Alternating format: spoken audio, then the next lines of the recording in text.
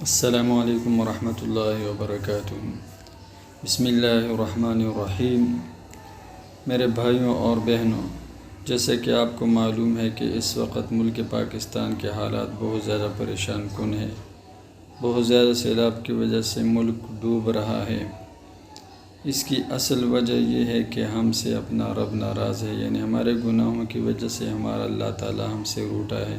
اب کیسے اپنے رب کو راضی کرے تاکہ آیا ہوا عذاب جو کہ سیلاب کی شکل اختیار کر چکا ہے وہ ختم ہو جائے۔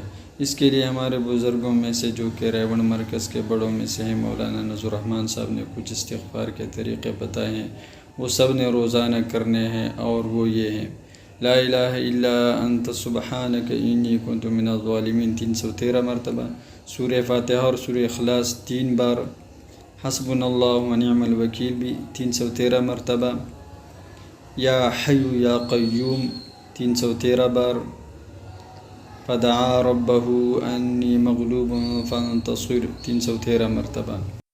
یہ عمل روزانہ 1 مرتبہ کرنا چاہیے۔